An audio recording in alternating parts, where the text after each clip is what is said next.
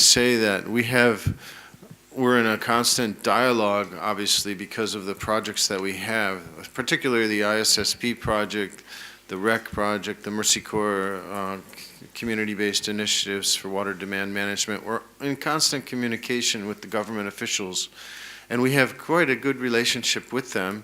And what Raed and I have talked about is holding a special session once the design aspects of the project are completed and cleared through USAID. Then the next stop is talking to the government.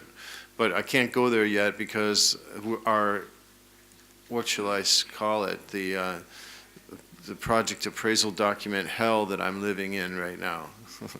So as soon as the design gets done, I can release it and to start fulsome discussions with the government of Jordan. And Raed, because he's well connected, and all of the other friends that we have in the room can help us make those connections with the government.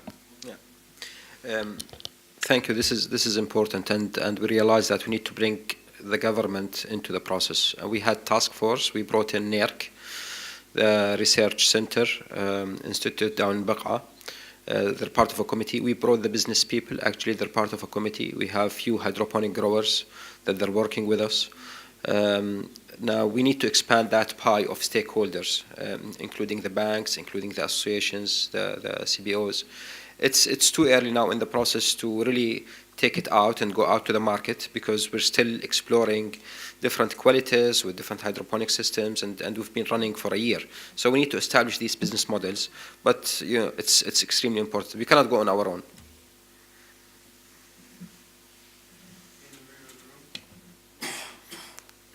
Hi, my name is Dr. Iqbal. I'm based in Doha, Qatar. So I'm not from the... But the land of hydroponics. Yes. I'm from the background of, new technology and investments, and hydroponics is one of our area of interest. We have a number of private sector enterprises and also government initiatives in Abu Dhabi, in Oman, in Qatar, and these parts of the world. I mean, if there's a success story, I just want to understand, and we're coming from private sector, we're coming from more investment angle, and also there's a food security fund I work with in Qatar called Hassad, which is going around investing in a lot of places. And I know the projects have been initiated by USAID. I just want to understand, are there mechanisms for, you're looking for CBR, which, corporate social CSR, but I'm just saying that a business model on CSR doesn't really grow. It's a dependency culture.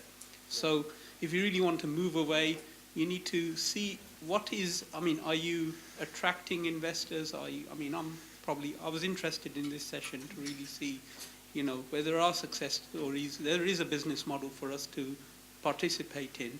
Yeah. And I just wanted to understand, what the mechanism is. That's really my first question. So, and the second question is for Beth. She mentioned, the guarantee where the private companies, is that a financial contribution or is that a contribution in product or technology? I just wanted a clarification on that. Thank you. Who wishes to begin? Raed, want to start? Maybe I should start. With we're looking at different systems at the commercial side and the household side. For the commercial side, some projects are working on their own. They don't need CSR initiatives, and they're working. We're talking about really the smaller sizes, the household level, where people basically in poor areas, they cannot afford to buy hydroponic systems, or they'd like to get, grants to start hydroponic business or hydroponic farming in their household. And, one of our sites is only 150 square meters. We could have even smaller lots for a couple of thousand JDs, and there is available money for that. So if it's available, why not? Why don't we have a hydroponic system at the core of basic CSR for this group of people? But for the bigger commercial farmers or even medium farmers, the banking facilities and investment, and they can go out and get their funds to have their own hydroponic projects. And with the concept that Beth talked about, basically there could be guarantees that reduce the risks. So in terms of the gift subsidy concept that I mentioned, that has been a cash contribution. I will note that the structures that we've put in place using this gift subsidy model have, when we've partnered with the private sector, been tailored towards that private sector company's product. So the private sector company will provide a partial or full subsidy for the guarantee. They'll pay for the guarantee. And then when clients, it's used specifically for clients to access that company's product. Now, one way to, I think, grow that, perhaps in the Jordan context or in the MENA context, would say, well, is there a consortium of private companies that would want to come together and pay for a guarantee to provide access to finance for clients to borrow for all of their products, and maybe those products are complementary, so we can look at hydroponics and we can look at drip irrigation and we can look at solar decel units, etc. So we, it is a cash contribution. I will just note, and my colleague who's sitting in the audience can provide more information about this, but there is a USAID mechanism called a GDA, and that is an in-kind and cash share. So it's a one-to-one match between USAID and a private company with a one-to-one match. And in that situation, the private match could be cash and it could be in-kind as well. So if you have more questions about that, I'm going to call out Kamal and say you can talk to him, or you can talk to me and we can provide more information. That's just something that's not run out of my office, but it is quite a well-utilized tool at USAID. Let me add to that by saying that I'm also working on the Global Development Alliance, and that is a mechanism that's proven itself over and over again at USAID over the last 10 years. It used to be a pot of money in Washington that they gave out willy-nilly to missions to stimulate, but it was so successful, and a lot of it was corporate social responsibility. So ExxonMobil in Angola gave $10 million to USAID. We put in $1 million, and then we ran it all, and they said, okay, we don't know anything about this rural development. But increasingly they said, well, we'd like to learn more about that. It seems like you're connecting with the community.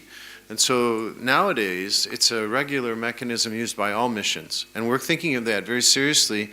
If we get traction with the hydroponics, then in order to encourage commercial producers, we would say, okay, let's set up a hydroponics kit GDA. And you're the manufacturer, you put in, let's say, 10 units, and we'll buy 10 of them.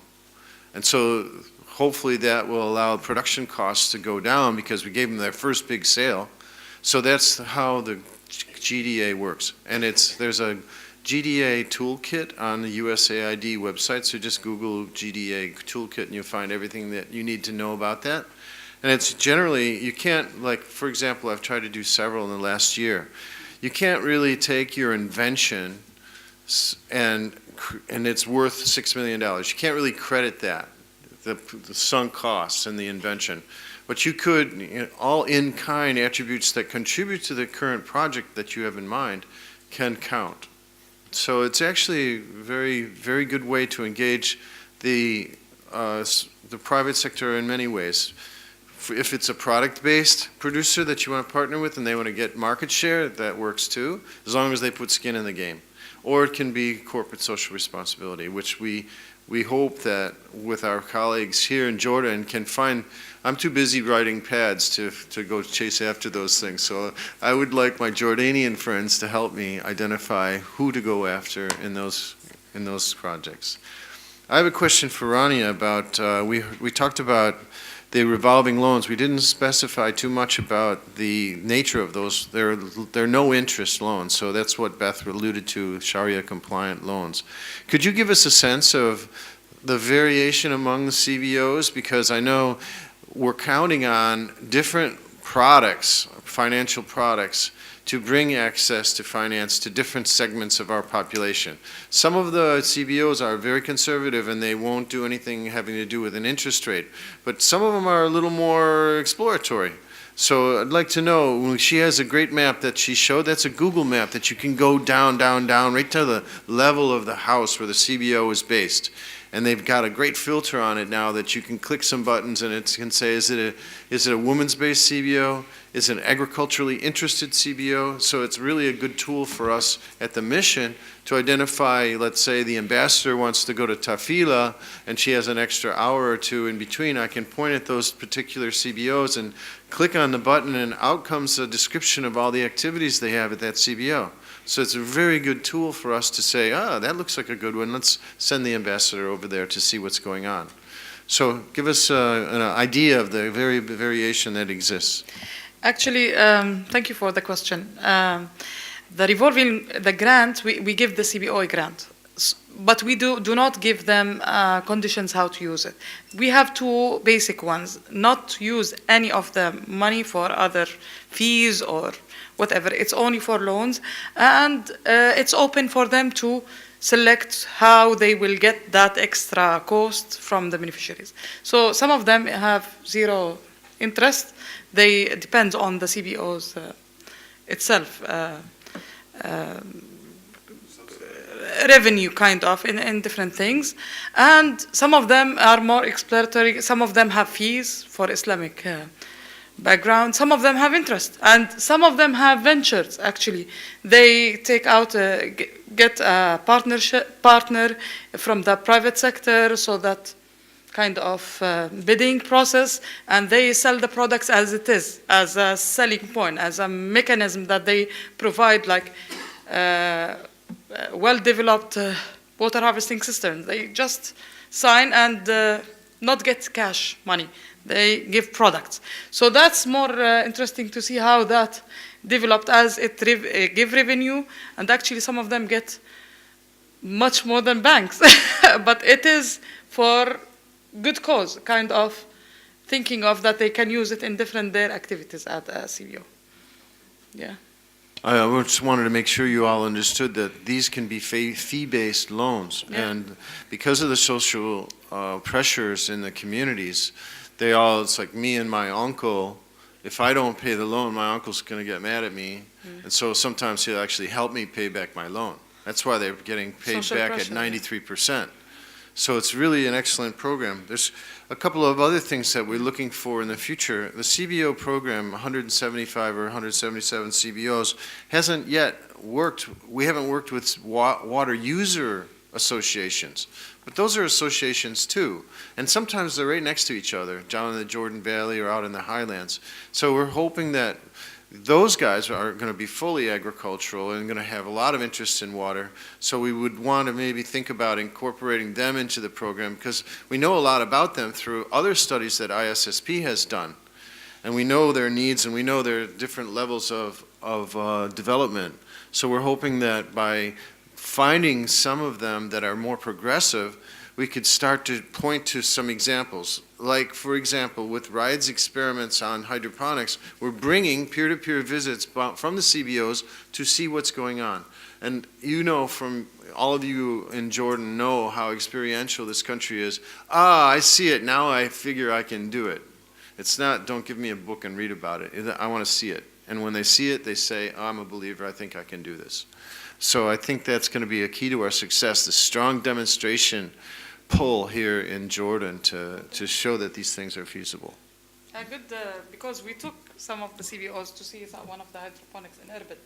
And there is a big interest, but they still know how. We need to figure out how to do that. Yeah, and if any of you want to really see something, there's this lady, Ali, in Beni Kanana. She's quite a sales lady.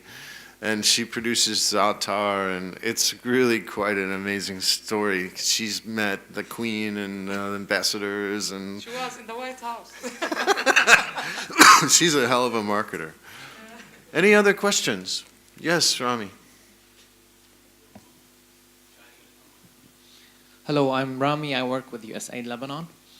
Before I ask my question, I want to reflect briefly, don't worry, on the Lebanese experience with dealing with farmers in general and with hydroponics specifically. It wasn't very much encouraging. And the main reason is water is so cheap, irrigation water is so cheap and almost free, that there is really no financial incentive for the farmers to invest in any new technology to save on water. In addition, hydroponics, we had the challenge of the availability of the technical know-how to do it. So the question is, in such a very restricting environment in Lebanon, where water is cheap, law enforcement is weak, how can you work around this to continue to promote these water-saving technologies like hydroponics and drip irrigation? That's my question. Thank you. Yes. Let's remember water is very, very scarce here. So people, they're saving water because they don't have it. They want to save water because there isn't enough water. The farmer that we visited in south of Amman at the airport, he collects about 250,000 cubic meter of rainwater every year. He has 700 dirhams. Growing 700 dirhams in traditional agriculture, that's at least 700,000 cubic meter. He has only 250,000 cubic meter. He wants to keep the same productivity, all right? And he wants to export even outside. He has outside markets. So he wants to convert into hydroponic because it's not of the cost of water, because they don't have water. Many farmers here in Jordan, they don't have water. Water, like Bani Kanana, the one that Scott talked about, Za'atar, for hydroponic, they're buying the water at 1 JD per cubic meter. So water is expensive in Jordan and scarce. It's different from Lebanon. So the incentives to move into hydroponic is water scarcity, and buying water out in the market is very, very expensive because we don't have it. Sometimes, even farmers buying water from groundwater, they're getting it at 0.7 JD per cubic meter. So it's expensive, and people, they want to convert. Plus, there are additional benefits for hydroponic. For example, a basil grower down in the Jordan Valley, he grows basil that he wants to make sure in terms of residual pesticides less than 1 part per million. And he exports to Europe. And he has to get all the certification to go into that process. He wouldn't do this in traditional agriculture. It got to be hydroponic agriculture.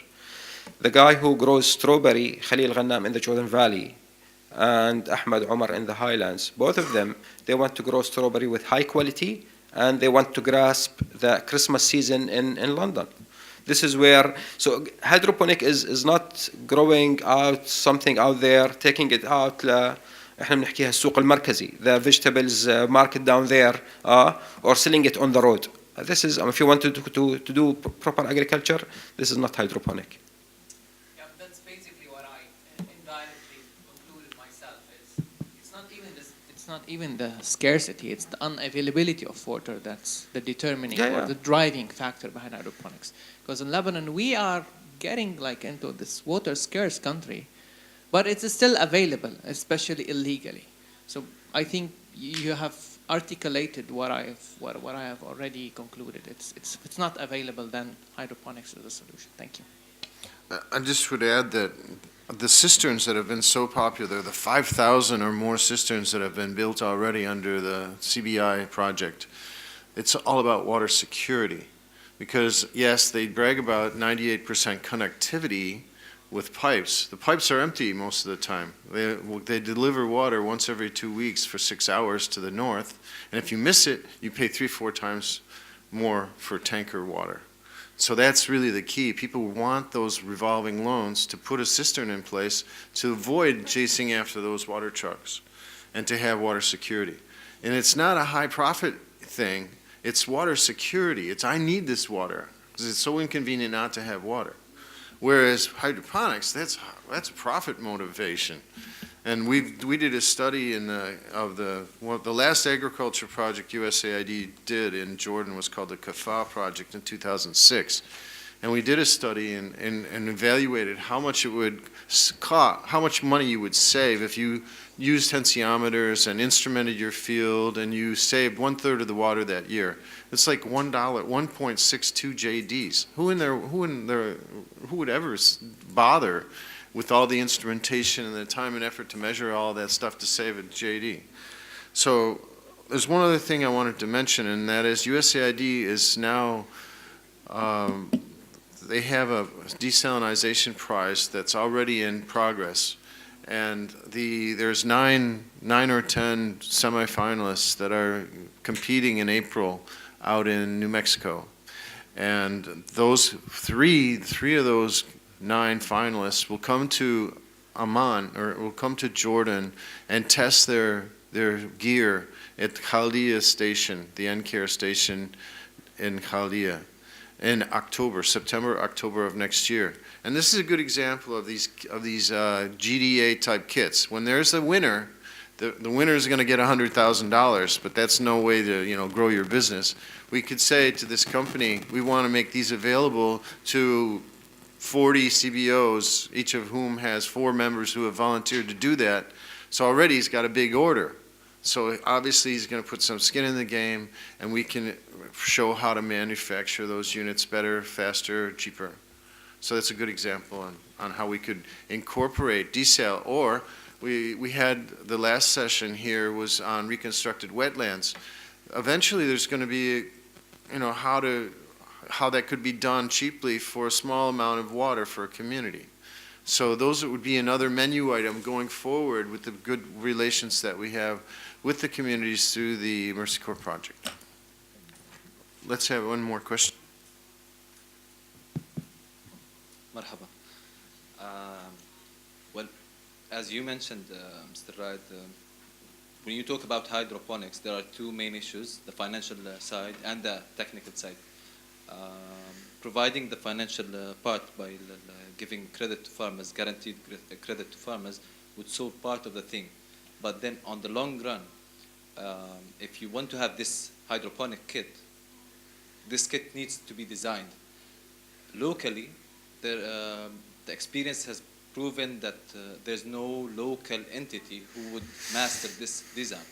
For sustainability purposes, is it possible to create such an entity, especially that the government so far have proven their failure in providing extension services to farmers?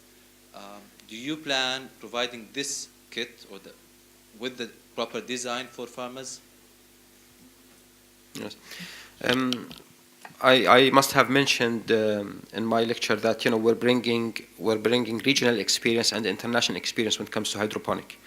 We have Dr. Ahmed Mustafa, who has been working for a Qatari hydroponic farm for a number of years, and he's part of our team. He comes every couple of months he comes here and he advises us basically on hydroponic systems. They've been doing it in Qatar for a long time.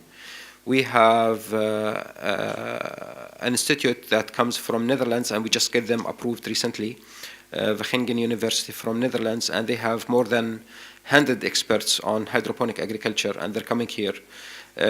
We need to be able to put these packages together, and at the end of the day, you'll have to have some extension services. Now, either you have it with the private sector, all right, which is probably the better solution rather than have it with the government, and for the people who can afford to pay for extension advice. Now, if you don't, for smaller farmers, we need to think about how we're going to work either with the universities or with NCARE to provide some of that experience. But already the big farmers, they're going out and they're buying the extension advice from outside, like the basil farmer and the strawberry farmers and the people in the commercial business. The most important thing is basically figuring out what to do with the smaller farmers and how to expand the pie. With the bigger farmers, they can do it. They can go out and buy it. Okay.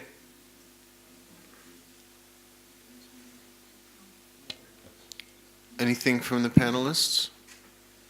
Random thoughts? Good ideas? Okay, well, I thank you all for a very good discussion. Appreciate all of your contributions, and wish us luck moving forward. Okay, have a good lunch.